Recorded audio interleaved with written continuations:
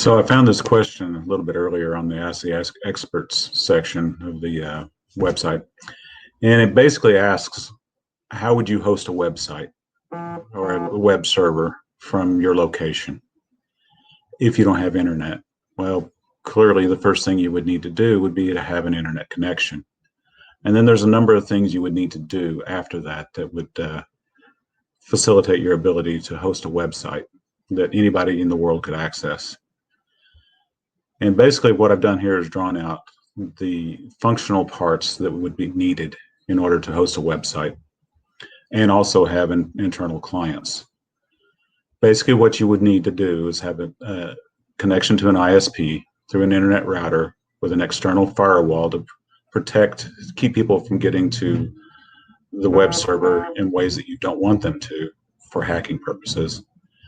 And then you would want an internal firewall that would help protect your internal clients should the web server somehow get compromised.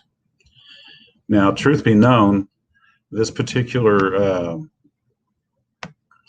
set of devices here could all be housed in a single device.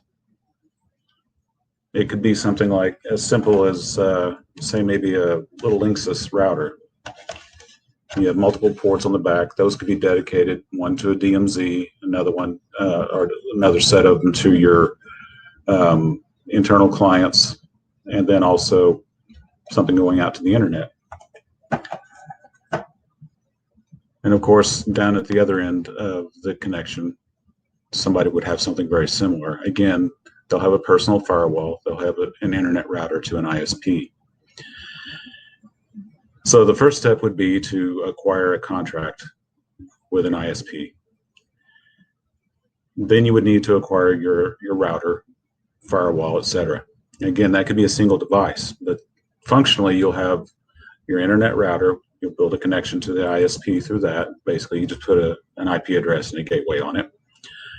Then you'll have your external firewall or DMZ firewall. You'll have a port for your DMZ switch. You'll have an internal firewall, which could actually be nothing more than a rule if it's a combined device that would NAT your connection from the internet, and then an internal set of ports or an internal switch. Once you have that set up, you would need to configure your web server. It would need to have a publicly routed IP address associated with it. That could be an IP address that sits out here on the router and is natted into a private IP address, or it could be directly applied to the server. Once you have your website set up and you have a public IP address on it, you then need to register your domain name and your IP with a DNS provider or domain name service provider, somebody like GoDaddy or somebody like of that nature. They would then, that's assuming you don't have your own DNS server and there was no indication in the question, they would then advertise your IP address and your domain name out to the public.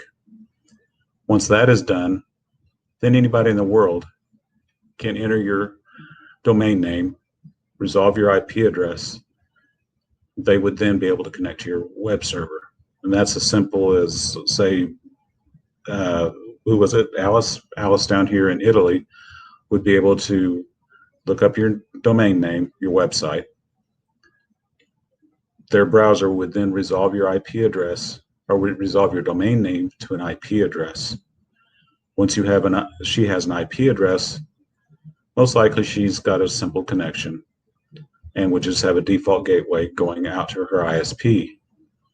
Her ISP would then look up through its routing table the path over to your web server, to your subnet that was assigned to you by your ISP. Using its routing protocols, it knows which port to send it out toward the internet. There could be a number of service providers along the way that would do the same thing using BGP, ISIS, even OSPF. Once it gets to your ISP, they again would take and route, using their routing protocols, route the traffic toward your INET router. Your internet router would then know how to send it to your web server.